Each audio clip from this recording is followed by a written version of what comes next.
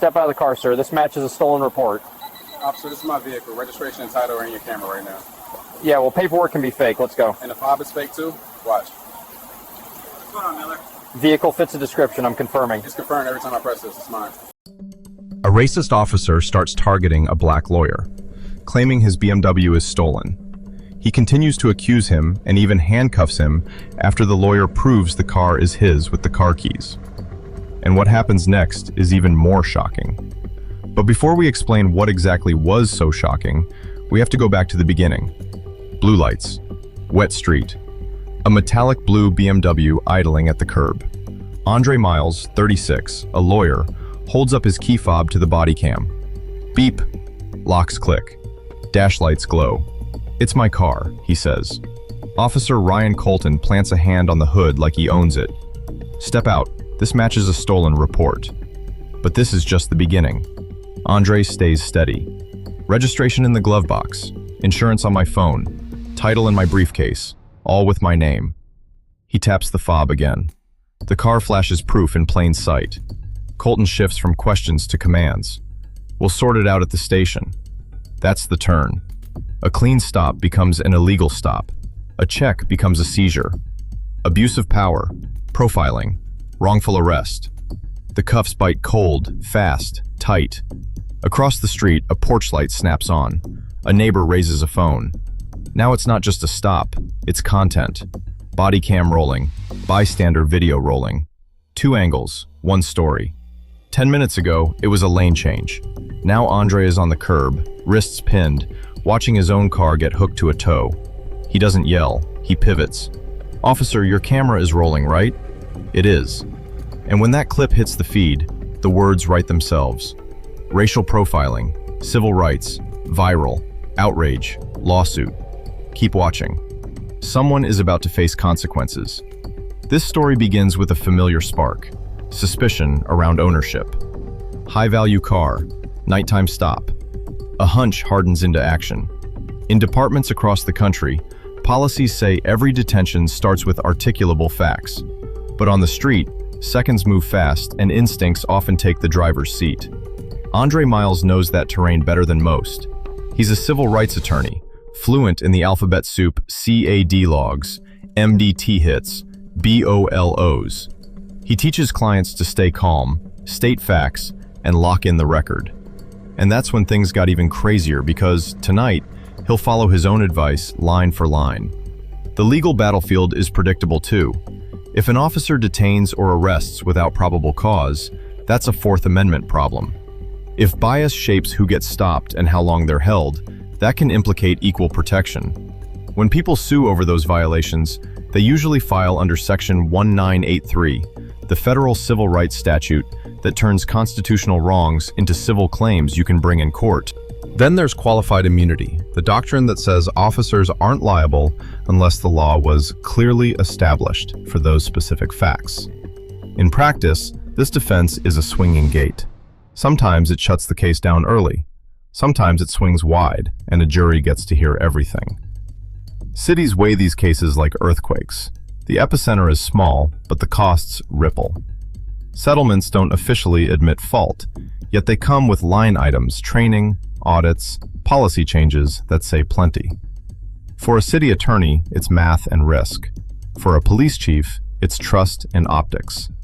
For a plaintiff like Andre, it's dignity, quantified in dollars and reforms. But this is where it gets interesting, because tonight's stop will turn into all of that. A lawsuit, a negotiation, a number that shocks taxpayers and delights reformers. And it all starts with a simple question. Whose car is it? Andre Miles, a meticulous civil rights lawyer who runs a boutique practice downtown. He's deliberate, camera-aware, and understands procedure like a second language. He buys the BMW after a big settlement, a gift to himself, and a reminder that hard work should look like something. Officer Ryan Colton. 7 years on the job, evaluations clean. A couple of quiet complaints that never hit the local paper. He's not a movie villain, just a cop who likes certainty and hates being second-guessed on the roadside. Tonight, he'll double down when a pause would have saved him. Chief Elena Park. Polished, pragmatic, and permanently flanked by a podium. She balances union politics with public pressure. She knows the difference between "we're investigating" and "we messed up" can be millions. City Attorney's Office. Risk calculators in suits. They watch the body cam, read the CAD logs, and hear the drumbeat of public opinion. Andre's legal team. 2 partners and a strategist who treats discovery like archaeology. Their motto: if it existed, it's somewhere in an email, a log, or a training PowerPoint. They're patient. They don't shout. They subpoena. Andre signals right and glides to the curb to answer a call from a client. The first cruiser slips in behind him. Lights bloom. He hangs up, breathes, and rolls down both windows. Key fob ready, wallet out. Officer Colton asks for license and registration. Andre states his name and that documents are in the glove box. "Go ahead," Colton says, then adds, "This car may be stolen." The words land like a gavel. But if you thought this was it, you're wrong. Registration, insurance, title copy, fob chirp. The VIN's not matching, Colton insists, though he hasn't run it yet. Andre requests a supervisor, twice, slow and clear. He never moves fast. He's narrating for the camera and for the future jury he hopes he never meets. A second cruiser arrives. Colton's partner scans the dash VIN with a handheld. The MDT screen in the cruiser shows an empty returns page, no stolen hit, no active BOO. But Colton says he'll verify at the station. That's the moment the stop stops being about clarification and starts being about control. Turn around. Andre complies, jaw set. The neighbor across the street steps onto her porch and starts filming. Rain thickens. Colton says, "You're not under arrest," while tightening the cuffs. Andre asks again for a supervisor. No answer. But what happened next took everyone by surprise. A city wrecker swings in. The BMW's rear wheels rise, spinning slowly. Andre watches as the driver hooks the undercarriage. "We'll release it if it checks out," Colton says. Insurance and a title, humming under the tow lights, look like props in the wrong play. Andre is unhooked from the cuffs and handed a clipboard. "Detained, not arrested," Colton repeats. The report lists VIN irregularity and owner uncooperative, a phrase Andre will circle in red later. He leaves in a rideshare, soaked and silent, composing an email to himself. Times, phrases, badge numbers. He knows memory is soft clay. Notes are concrete. Andre files an internal complaint and a spoliation letter instructing the department to preserve body cam, MDT logs, tow records, and dispatch audio. He schedules a meeting with counsel. The neighbor uploads her video. It catches. The department releases a 100-word paragraph. "We take allegations seriously. We are reviewing whether proper procedures were followed." The union posts a sharper edge. Split-second decisions in dynamic contexts. Andre files in federal court. Unlawful seizure, false arrest, equal protection, and a Monell claim alleging departmental patterns. The complaint is clinical, not cinematic. But between the lines, it reads like the body cam looks. Proof offered, proof ignored, power applied anyway. Emails slow. Calls get screened. Inside City Hall, risk models churn. The video's bad, the logs are worse. The plaintiff is sympathetic, the facts are clean. Everyone can feel it, the gravity well of trial, unless a settlement gets there first. But that's not all. The clip breaks through local chatter and surges. It's not the most violent thing on the internet, and that's why it spreads. It's precise, tidy, undeniable. A key fob chirping while a man in cuffs says, "That is my car." Talk radio frames it as due process versus due attitude. Morning shows ask, "Could this happen to you?" The comments are a chorus of certainty from every direction. But juries aren't made on comment sections. They're made on details. And details are where Andre's team lives. SAD logs show no stolen vehicle hit on Andre's plate before the stop.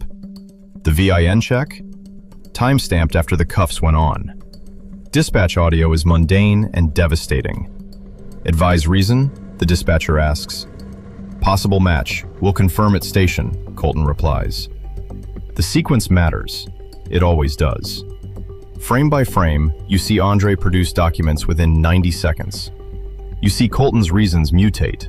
First the plate, then the VIN, then a vague report of a color match. The second officer never corroborates a thing on camera. The phrase, owner uncooperative, dissolves under the lens. But that's not all. There's more to the story. Through subpoenas, Andre's team gets a spreadsheet from the precinct. Traffic stops that escalated to impounds without arrest. A cluster appears ownership challenges out of proportion in the same zone, during the same shifts. It's not a slam dunk, but it's a drumbeat. Chief Park holds a press conference promising training refreshers and a top-to-bottom review. The union pushes back, arguing that hesitation is dangerous and that Monday morning lawyering doesn't save lives on Friday nights. Meanwhile, donors call council members. They want the bleeding stopped financially and reputationally. In a bland conference room with reheat coffee, numbers begin their dance. The city comes in low. Andre's team counters high, packaging dollars with reforms. Supervisor call-outs on ownership disputes, MDT query audits, bias training that's not just PowerPoint and donuts. Internal affairs interviews flag inconsistencies in Colton's report. It's the department's least favorite word. It points to something worse than a bad call. You can retrain a mistake. You can't coach truth into existence. The longer they argue, the more inevitable trial feels. And a trial means headlines, experts, and the neighbor's video on repeat for 3 days. City attorneys aren't gamblers. They're actuaries with JDs. Escalation doesn't end with a bang. It ends with a pen pressing into paper. The jury would watch 90 seconds that decide everything. Document production, calm compliance, a key fob confirming ownership, and then cuffs. The narration writes itself one action too far, 1 minute too soon. But this is where it gets interesting because metadata solves arguments. The MDT records show query times. The plate wasn't flagged. The VIN check occurred after detention, not before. Policy requires facts first, restraint second. The file shows the opposite. The department's manual, printed and tabbed, says articulable facts are required before handcuffing during a vehicle investigation absent safety concerns. No threats, no flight risk, no safety cues on the footage beyond rain and impatience. Jurors understand rules. They live with rules every day. The spreadsheet isn't a conviction, it's context. Ownership challenge stops spiking on certain shifts point to a practice that training didn't catch or supervision didn't curb. It nudges the Monell claim from abstract to concrete. Colton's report says uncooperative. The video shows cooperation. He cites a dispatch match. The audio is foggier. Jurors don't need degrees in jurisprudence to parse this. Credibility is the currency of trials. When it drops, everything else sells at a discount. Colton's lawyers would argue uncertainty, mismatched characters on a rainy VIN plate, prior thefts in the area, a split-second call to control the scene. They'd lean on qualified immunity. No case says these precise facts are unconstitutional, they'd argue. Andre's team would answer with cases close enough to put everyone on notice and with universal principles. You don't cuff first and verify later without cause. The controversy isn't whether policing is hard. It's whether power followed the rules here. The evidence lines up like runway lights. The landing is visible from miles away. But you won't believe what happened right after. The number hits on a Tuesday afternoon. 4.8 million plus policy reforms. No admission of liability, the press release says, while admitting plenty between the lines. The city didn't blink because it likes spending money. It blinked because trial was a cliff and the brakes were soft. The agreement includes 3 upgrades. 1. Mandatory supervisor callouts whenever ownership is disputed but documents are produced. 2. Automated audits of MDT queries against stop times. 3.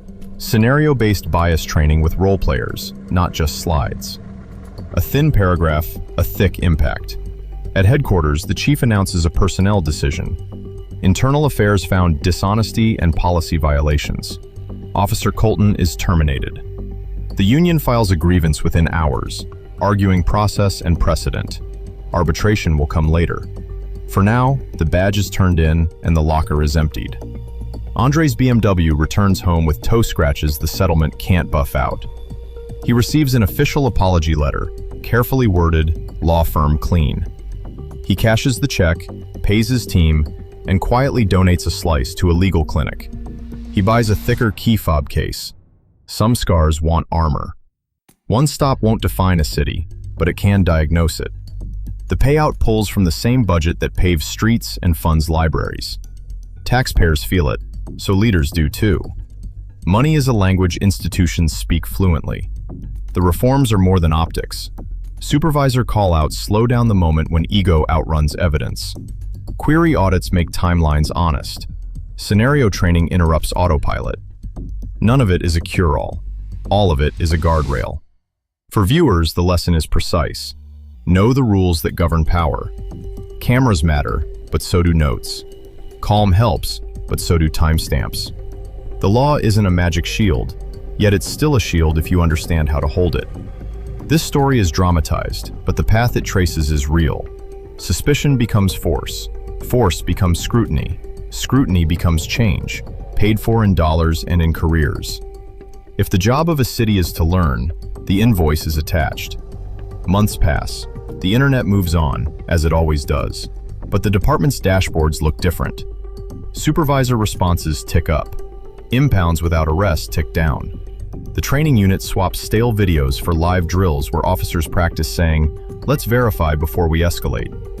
Andre starts a short podcast. Document, don't debate. 10 minutes an episode, case study by case study. He doesn't preach, he demonstrates. The neighbor who filmed the stop calls in for episode 1. Her advice is simple. Turn on your porch light. Arbitration for Colton approaches like a weather front.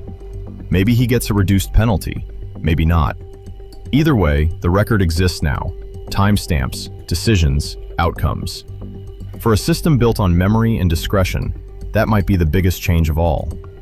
Was this arrest justified after the key fob and papers, or was it racial profiling? Who should be held accountable? And is a $4.8 million payout fair? Drop your thoughts in the comments below. Thank you for watching, and before you go, don't forget to like and subscribe.